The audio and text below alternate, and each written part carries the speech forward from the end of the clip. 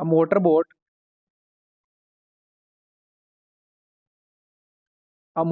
whose speed is 24 kilometre per our in still water. ये motor boat की speed दी हुई है ना, मोटर बोट की स्पीड दी हुई है स्टिल वाटर के अंदर। 1 hour मोर टू गो, इसको लगता है 1 घंटा ज्यादा, 1 hour more to go 32 kilometre upstream then to return the downstream. तो अपस्ट्रीम डाउनस्ट्रीम ये कौन सी प्रॉब्लम है? ये हमारी प्रॉब्लम है डिस्टेंस टाइम प्रॉब्लम। तो इसमें हमें करना क्या है, सबसे पहले तो जो डेटा दिया हो उसको देखते हैं कि डिस्टेंस कितनी कवर कर रहे हैं। डिस्टेंस हम कवर कर रहे हैं 32 किलोमीटर की। ठीक है, डिस्टेंस आ गई हमारे पास।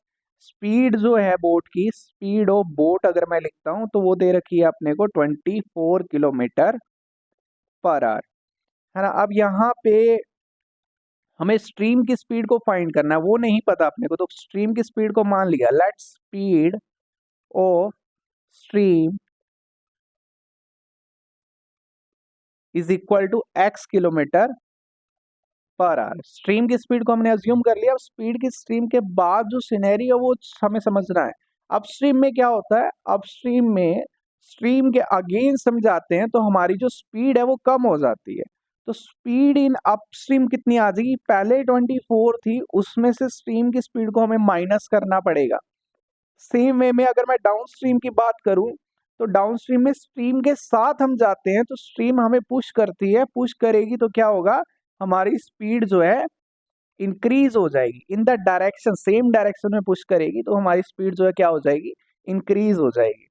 तो यहाँ पे अपस्ट्रीम की अगर हम बात करें तो यहाँ पे टाइम निकाल के देखेंगे। टाइम इन अपस्ट्रीम, टाइम क्या होता है, डिस्टेंस बाय स्पीड।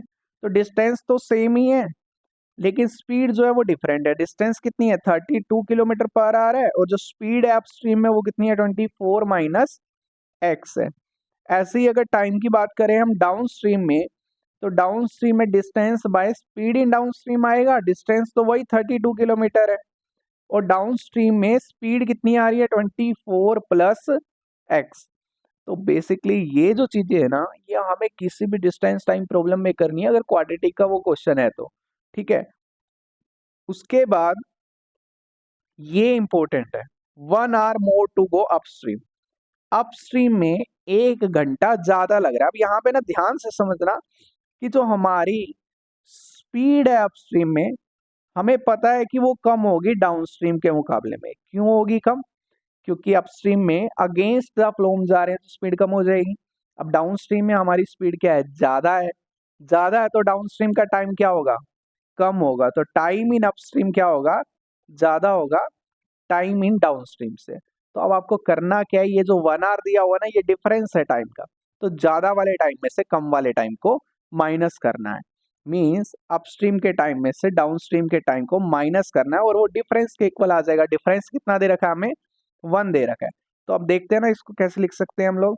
32 बाय में 24 माइनस एक्स, ये तो अपस्ट्रीम का टाइम था, माइनस 32 बाय में 24 प्लस एक्स, ये डाउनस्ट्रीम का टाइम था। 32 कॉमन आ रहा है, जो बचेगा वो लिख लेते हैं 24 माइनस एक्स माइनस 1 बाय में 24 प्लस एक्स इक्वल टू में 1।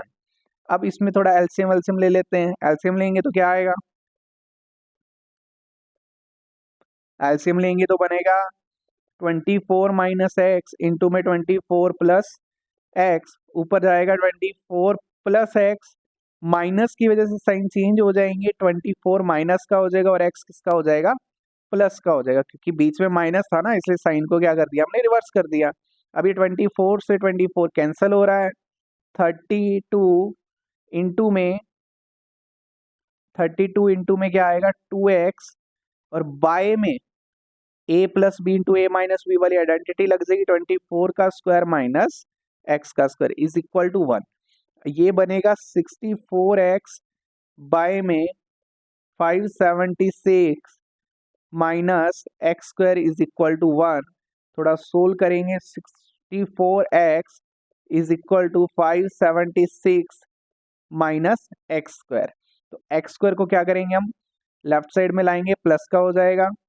64x ऑलरेडी प्लस का है, माइनस का 576 इज इक्वल टू क्या आ रहा है, 0 आ रहा है। फैक्टराइज करने के लिए अब इसको हम अगर देखें तो ये अराउंड कहीं 70 और समथिंग से मल्टीप्लाई करके आएगा, तो हिट एंड ट्रायल ही होता है यहाँ पे। तो आप इसको अगर फैक्टराइज करोगे तो ना इसके फैक्टर्स जो बनेंगे वो बनेंगे x square plus 72x minus 8x minus 576 equal to 0। X common आएगा तो बचेगा एक्स प्लस 72 माइनस 8 कॉमन आएगा तो बचेगा एक्स प्लस 72 इक्वल टू 0। यहाँ पे इसको थोड़ा फर्दर सोल्व किया तो कितना आ रहा है एक्स माइनस 8 इक्वल टू 0। एक्स की दो वैल्यूज आ रही है, एक तो माइनस का 72 जो कि पॉसिबल नहीं है, दूसरा 8। तो आंसर क्या हो जाएगा हमारा 8 हो जाएगा। तो स्पीड ऑफ स्ट्रीम कितनी आ रही है 8 किलोमीटर पर आवर। अगर आपको फैक्टराइजेशन नहीं आता है तो क्वाड्रेटिक फॉर्मूला यूज करो।